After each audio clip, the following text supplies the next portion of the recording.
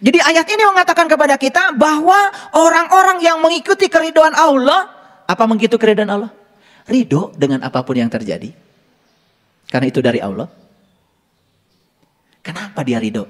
Karena orang ini sudah dapat nikmat dan karunia Allah. Makanya kuncinya satu, para sahabat.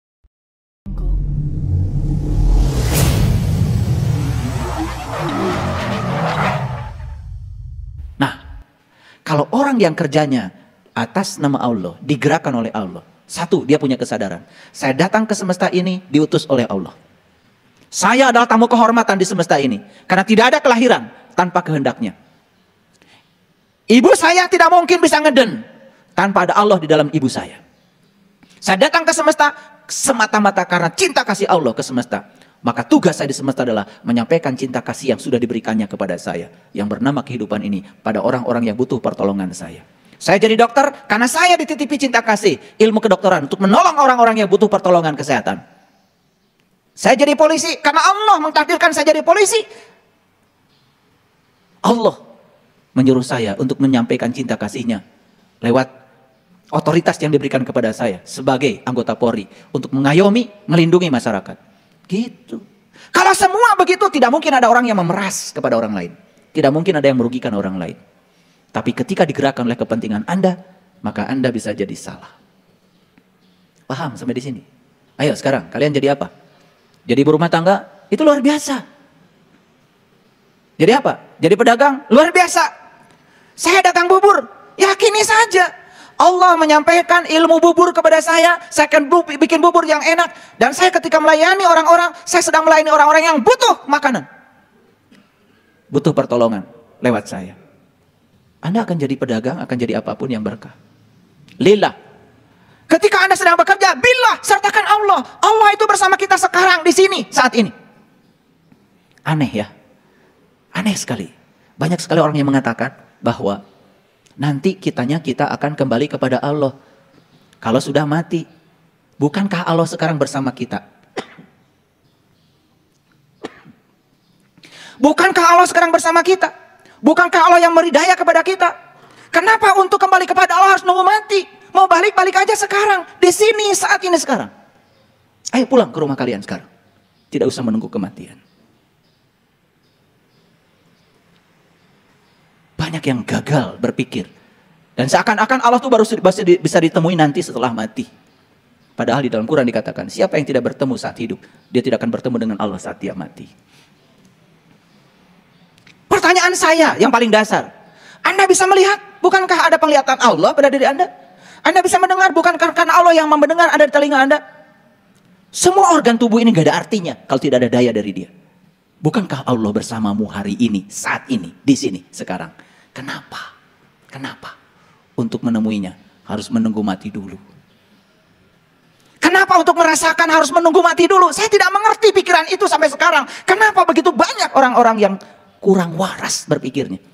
Memang Anda bisa mengangkat tangan, ada siapa dalam diri Anda? Ada daya dari Allah. Ada Dia. Bahkan Allah berulang kali mengatakan, aku bersamamu dimanapun kamu berada.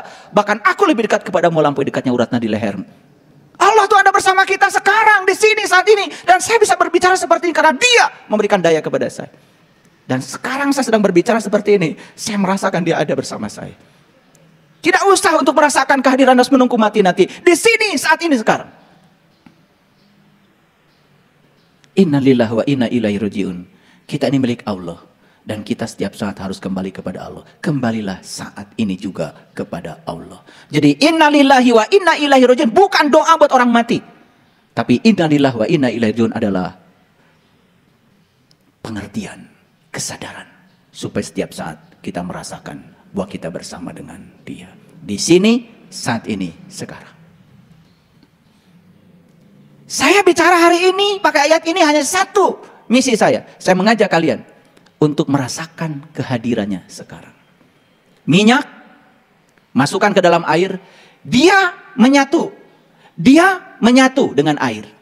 Tetapi dia tidak terhubung dengan air. Dia bersama air, tetapi tidak merasakan penyatuan dengan air. Kenapa? Apa maknanya? Apa sih minyak itu? Minyak itu air yang tercampuri oleh zat lain. Karena ada kotoran lain yang masuk ke dalam molekul air, maka disebutnya bukan air lagi, disebutnya minyak. Barang berbeda. Masukkanlah ke dalam air, dia tidak pernah bisa tersambung, tidak pernah terhubung. Tidak ada chemistry istilah anak-anak sekarang. Tidak bisa larut, tidak bisa bersenyawa, betul? Lihat saya semuanya. Kita saat ini di sini sedang berada dalam tubuhnya Allah. Kita saat ini di sini sedang berada dalam dengan solawat. Solat itu adalah menyatu. Solawat menyatu sekaligus terhubung. Lihat saya semuanya. Kita dekat dengan orang, tetapi tidak ada chemistry-nya, tidak terhubung. Kita jauh dengan orang, tapi ada chemistry-nya, ada kerinduan, betul?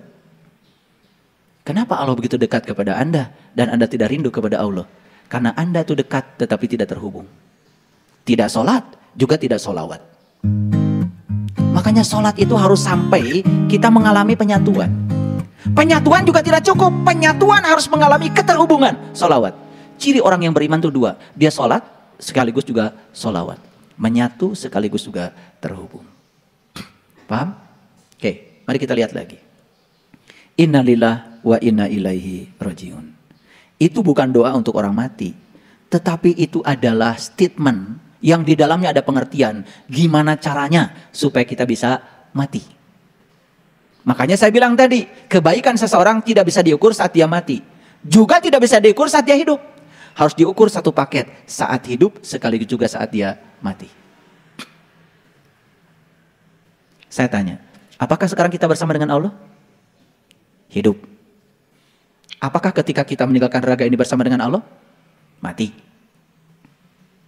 Makanya orang yang sadar hidupnya bersama dengan Allah, matinya pun bersama dengan Allah. Tidak usah bersama Allah nunggu mati.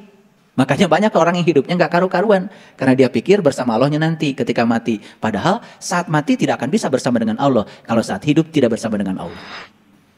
Saat hidup bersama dengan Allah, matinya pasti bersama dengan Allah. Inilah pentingnya memahami innalillah wa inna ilaihi rajiun. Apa artinya? Ya, kita berasal dari Allah dan akan kembali kepada Allah. Siapa yang akan kembali pada Allah? Yang sepanjang hidupnya dia merasakan kehadiran Allah dan selalu bersama dengan Allah dan dia melakukan aktivitas atas nama Allah dan setelah dia berhasil, dia pun menyampaikan puji habis buat Allah.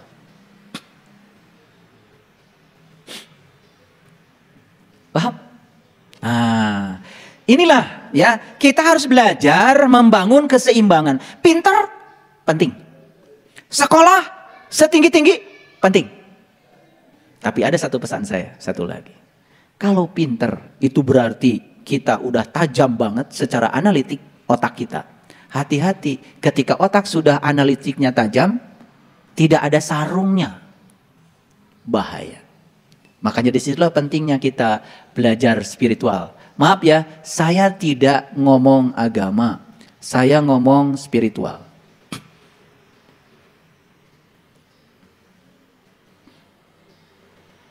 Saya ngomong spiritual. Kenapa? Bagi saya,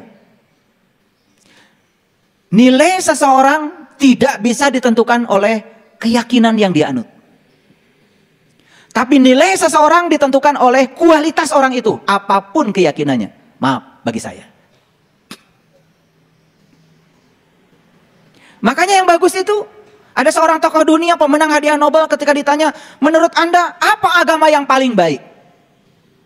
Dan beliau mengatakan, agama yang paling baik adalah agama yang mengantarkan pemeluknya menjadi tambah baik. Ini adalah jawaban yang sangat bijaksana, tidak mendiskreditkan keyakinan tertentu. Inilah jawaban orang-orang yang sudah bijaksana. Doanya orang yang semacam ini pasti, semoga semua makhluk hidup berbahagia. Pasti doanya begitu. Dia tidak hanya mendoakan kelompoknya, tidak hanya mendoakan keluarganya. Orang-orang yang sudah di level kesadaran ini doanya pasti, semoga semua makhluk hidup berbahagia. Itulah yang diajarkan leluhur kita, Rahayu Sagung Dumadi.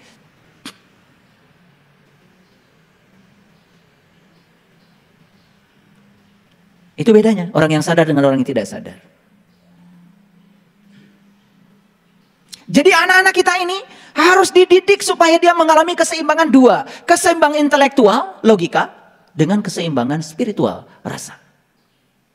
Makanya orang tua kita bilang, hati-hati. Keren gak orang tua kita kalau bicara? Ini soal peradaban, ini soal kecerdasan. Ngomong tuh gak sembarangan. Hati-hati. Cuman kita kan gak pernah menyelidiki sisi etimologi dari semua kata-kata yang kita ucapkan. Betul gak? Kita ngikut-ngikut orang aja. Hati-hati Jang. Gitu. Cuma gitu aja. Gak pernah menusuk ke bagian dalam dari kesadaran kita. Karena kita juga tidak mengerti yang kita ucapkan. Betul apa tidak? Oke. Baik. Saya simpulkan dulu sebelum saya lanjutkan. Innalillahi wa inna ilaihi raji'un. Artinya apa? Sesungguhnya kita berasal dari Allah. Dan akan dikembalikan kepada apa yang kita pertuhankan. Kalau kita menuhankan Allah, baliknya pasti kepada Allah. Siapa yang akan kembali kepada Allah setelah kematian? Adalah mereka yang bersama Allah saat dalam kehidupan. Setuju? Oke. Apakah sekarang kita bersama dengan Allah? Bersama Allah. Cuman seperti minyak dalam air. Bersama tetapi tidak menyatu. Bersama tetapi tidak terhubung. Yang dibutuhkan oleh kita adalah kesadaran bahwa Allah bersama kita. Gak pernah tidur, gak pernah ngantuk. Kan dia wujud dalam diri kita, menjadi nafas dalam diri kita. Kan ketika kita tidur, mata kita tidur, telinga kita tidur, tangan kita tidur, kaki kita tidur. Satu-satunya yang tidak tidur dalam diri kita adalah nafas kita. Lalu kita baca ayat kursi, Allahu la ilaha illa huwal hayyul qayyum. Allah tidak Tuhan selain dia yang senantiasa berdiri tegak. Tidak pernah tidur, tidak pernah ngantuk. Siapa yang berdiri tegak dalam diri kita? Yang gak pernah tidur, gak pernah ngantuk. Bukankah napas kita? Yang gitu aja kadang-kadang kita gak sadar. Terus saja mencari yang di luar. Yang di dalam diri kita sampai kita gak sadar. Kita ini terlalu sibuk dengan gamis. Tahu gamis? Gamis itu baju agama.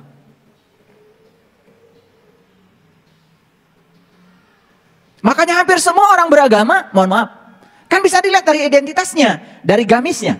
Betul nggak? Iya. Kalau pakai koko, baju takwa, udah bisa dipastikan siapa.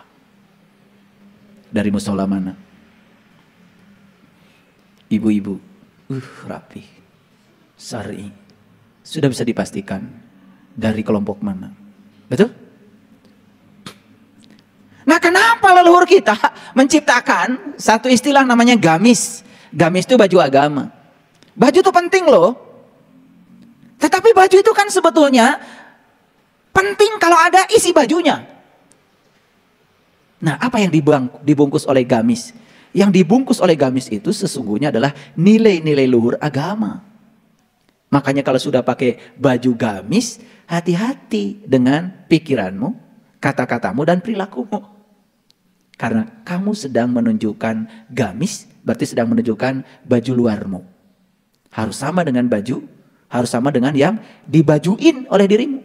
Bagian dalam dirimu. Makanya kan ada lelucon. Kalau orang pidato kan pasti hadirin, hadir out. Tahu? Hadirin berarti yang hadir tuh in. Nah, itu yang dalam.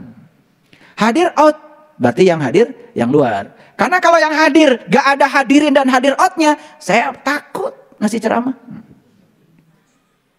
Misalkan yang hadir cuma hadir out, takut saya. Berarti orang mati. Gila saya ngasih ceramah orang mati.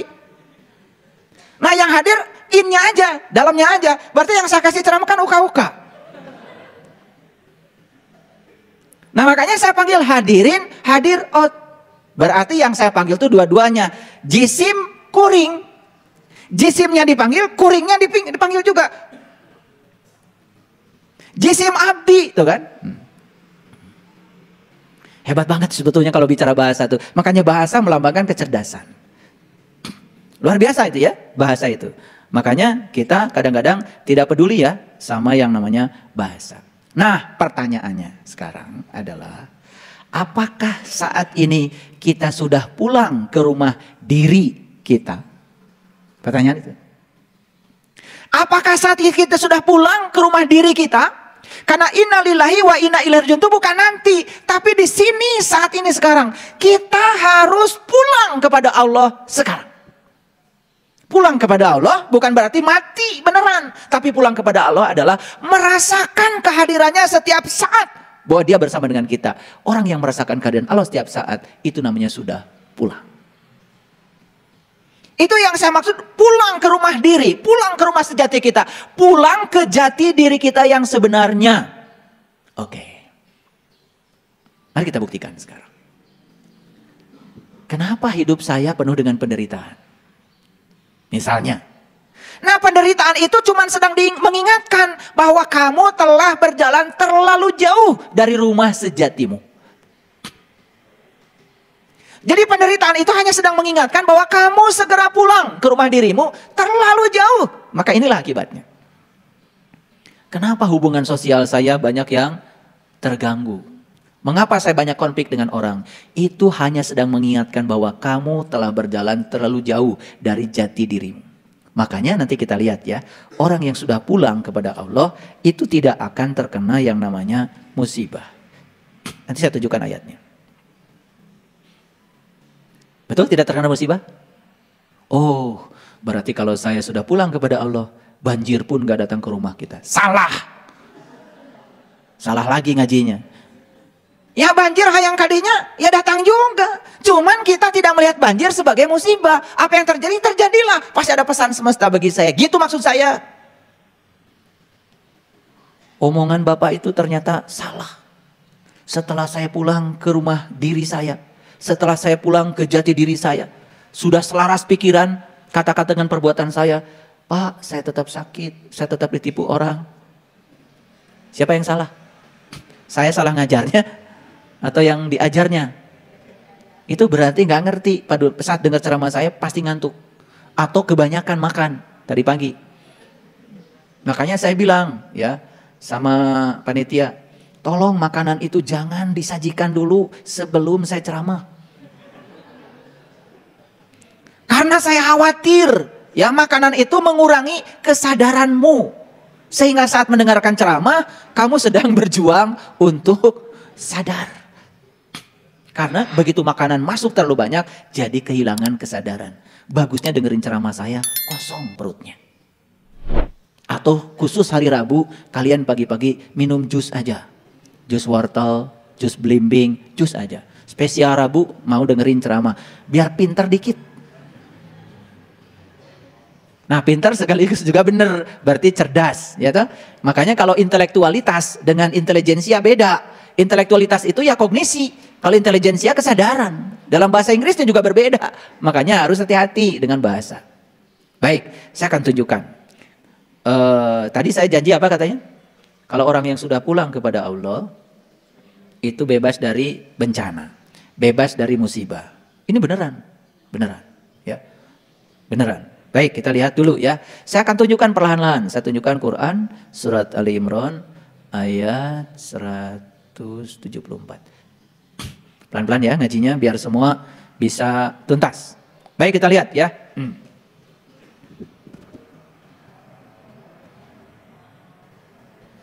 Oke. Baik kita lihat ayat berikut ini. Fangqalabu bi ni'mati minallah wa fadlim ya wa fadlil lam yamsashum su'un wa taba'u ridwanallah wallahu dzu fadlin adzim. Maka mereka kembali dengan nikmat dan karunia dari Allah, mereka tidak akan mendapatkan bencana apa-apa. Asal mereka mengikuti keridhaan Allah. Dan Allah mempunyai karunia yang sangat besar. Jadi mereka yang kembali kepada Allah, fa'an qolabu, ya, kembali kepada nikmat Allah, kembali pada karunia Allah. Tahu nikmat ya? Tahu nikmat? Nikmat yang paling besar kan Allah. Makanya nikmat itu hanya diberikan kepada 4 golongan di Quran. Para nabi, para siddiqin, para syuhada, dan para solihin. Ya, siapa nabi? Nabi itu orang yang dapat ilmu. Tetapi baru untuk dirinya sendiri. Ilmu apa? Tentu saja ilmu untuk meniti ke dalam diri. Agar tahu jati diri. Itu nabi. Siapa siddiqin? Siddiqin itu orang yang membenarkan. Membenarkan nabi. Karena dia sudah mengalami pengalamannya nabi. Bagaimana kita membenarkan Nabi kalau belum mengalami pengalaman Nabi? Itu namanya sidikin. Syuhada. Nah, syuhada itu orang yang menyaksikan. Menyaksikan siapa? Menyaksikan apa yang disaksikan Nabi. Gitu. Nah, kemudian apa yang disebut dengan solihin? Solihin itu orang yang sudah menjalankan amal soleh. Apa amal soleh? Amal soleh adalah amal yang dilakukan Nabi, yang mengantarkan dia kepada Allah. Ketika amal itu dijalankan, kamu akan jadi solihin. Jadi 4. Jadi oleh karena itu maka yang dapat nikmat di Quran cuma 4. Para nabi, para sidikin, para syuhada, para solihin. Nah, kalau ingin selamat, kalian harus masuk salah satu dari yang 4 itu. Masuk salah satu. Masuk solihin, udah keren. Syukur-syukur masuk syuhada. Syukur-syukur masuk sidikin. Gitu. Awas, jangan ngaku nabi. Tetapi sekaum dengan para nabi gak apa-apa ngaku gitu. Asal beneran. Ngaku nabi ditimpukan orang sekampung. Paham? Oke. Nah, ayat ini mengatakan, maka mereka yang kembali kepada nikmat Allah dan karunia Allah, yang datang dari Allah, mereka itu tidak akan mendapatkan bencana. Karena mereka mengikuti keridhaan Allah. Jadi bencana tidak bencana ini soal keridhaan. Bagi yang tidak ridho, bencana.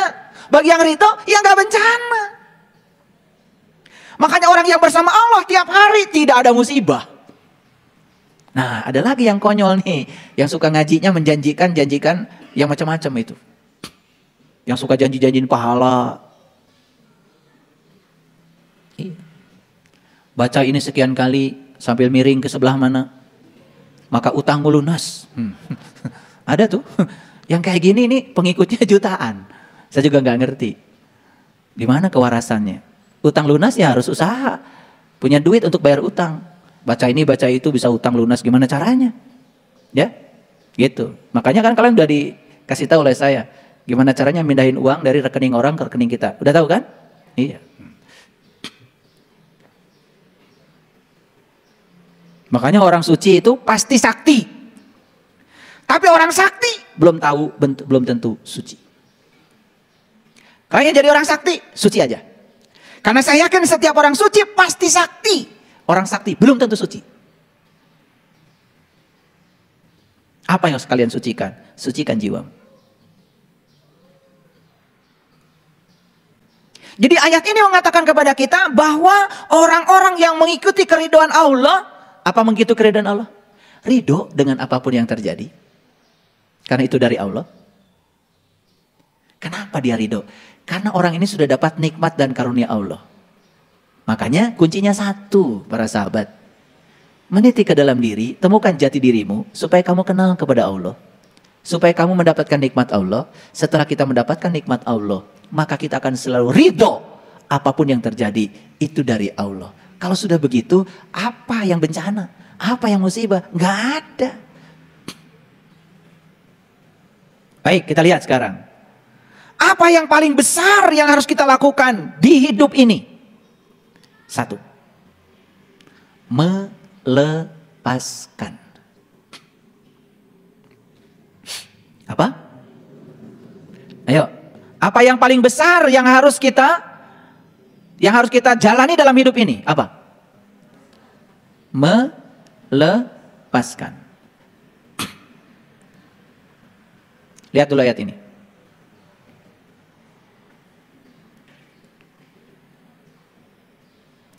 Di ayat ini ada kata-kata yang indah seperti ini.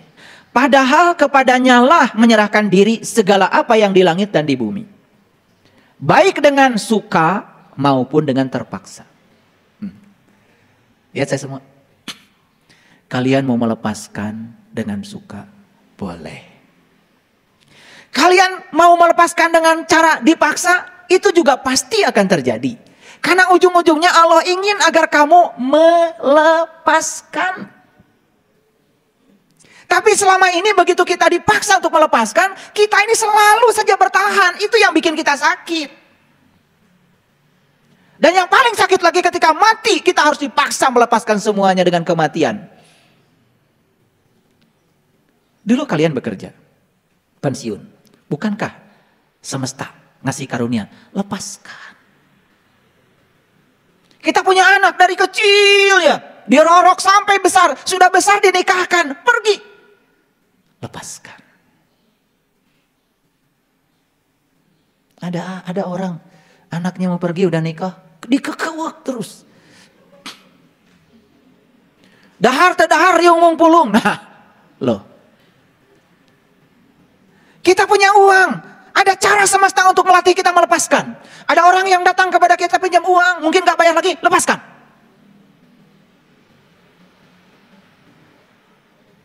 Semua yang terjadi dalam kehidupan kita ini sebenarnya satu kata. Latihan melepaskan. Maka di Quran dikatakan, la tamutunna illa wa antum muslimun. Janganlah kau mati kecuali kamu sudah melepaskan. Lihat saya semuanya. Muslim itu orang yang sudah damai. Dan damai itu kuncinya cuma satu. Melepaskan. Ada yang datang kepada saya, ayah, saya baru tinggal suami sebulan yang lalu. Terus masalahnya apa? Supaya saya bersimpati, luar biasa ibu, kasihan ya suaminya mati, gitu. Datang ke saya nggak kayak gitu. Saya bilang, lepaskan. Saya tanya masalah Anda apa? Sekarang saya sedih itu karena kamu nggak melepaskan. Diikat terus, itu dipanggil oleh Allah, sudah mencapai puncaknya kehidupan. Dipanggil sama yang punyanya. Kenapa kamu yang sewot?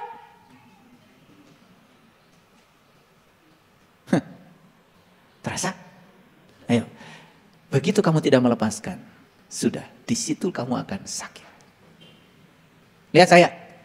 Tangan saya sekarang saya tempel di sini. Nih. Lihat enggak? Lihat. Saya lepaskan.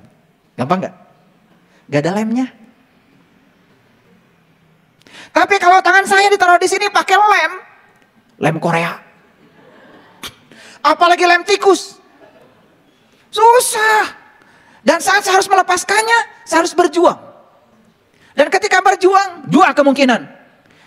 Kursi ini terangkat oleh tangan saya, atau tangan saya ke bawah kursi. Ujungnya, kulit saya akan melepus. Kenapa? Begitu ikatan terlalu kuat. Siapa yang menang, siapa yang kalah. Ujung-ujungnya harus dilepaskan. Begitu saya lepaskan, semua berdarah-darah. Kenapa? Terlalu kuat ikatannya.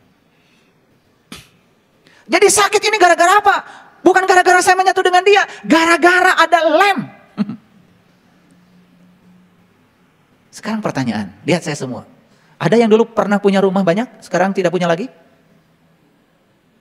Mungkin ada. Ada dulu yang pernah punya tabungan banyak, sekarang tinggal sedikit? Nah, dari wajahnya kelihatan nih, ngangguknya. Saya tahu yang tabungannya sedikit, saya tahu. Ngangguknya cepat. Ya. Kenapa sekarang kita harus mengalami itu? Itu hadiah dari semesta supaya kamu melepaskan. Oke, jawab pertanyaan saya yang jujur ini. Kalian suka memberi? Apakah memberi melepaskan? Jawab, apakah memberi melepaskan? Enak aja. Kalau kamu memberi karena kamu ingin dapat pujian, kamu bikin ikatan baru. Kalau kamu memberi, kamu ingin mendapatkan pencitraan supaya kamu dibilang baik, kamu bikin ikatan baru. Tidak semua pemberian melepaskan. Pemberian yang melepaskan adalah pemberian yang tidak berharap apa-apa dari pemberian itu.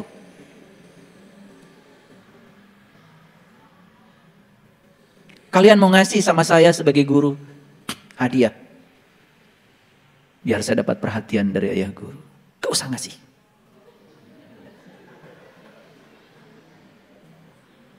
Gak usah.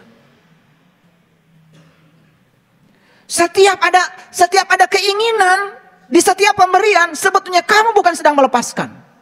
Justru kamu sedang membuat ikatan-ikatan baru. Dan kamu akan sakit hati ketika yang kamu ingin tidak kamu dapat. Jangan berpikir setiap pemberian itu melepaskan.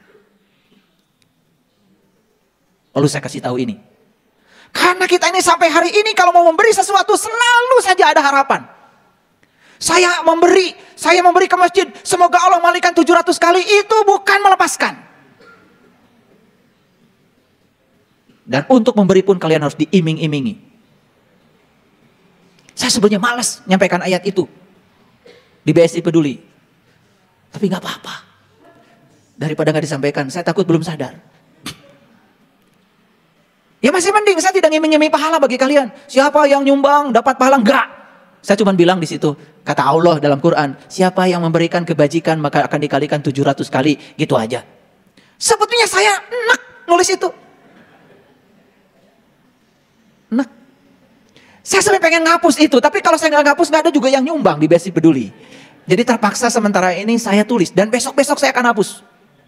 Kalau kesadaranmu sudah tinggi. Ngerti maksud saya? Lihat saya semuanya. Lihat saya semuanya. Saat kita mati nanti, yang akan menyiksa kita saat kita mati adalah kemelekatan yang dalam. Karena kita hari ini tidak bisa melepaskan.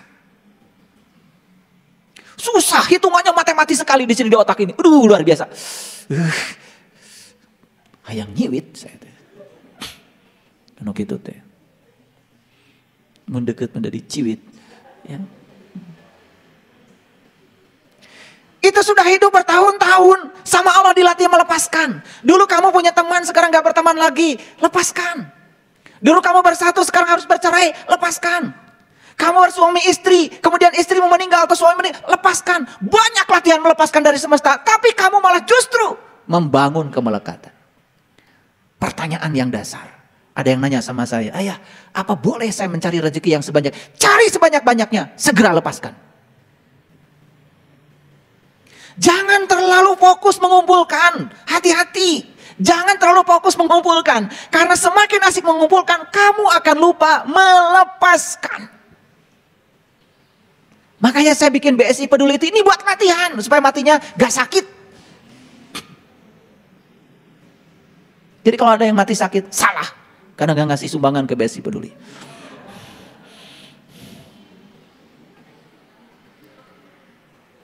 Saya tanya, pengen matinya tidak sakit? Lepaskan. Apapun, lepaskan. Sesederhana itu. Tetapi melepaskan itu memang tidak mudah. Bagi orang yang membangun kemelekatannya terlalu dalam. Tidak mudah. Ada orang yang bilang, sering ingin dimaklumi. Ayah, tadi saya mengalami kecelakaan spiritual.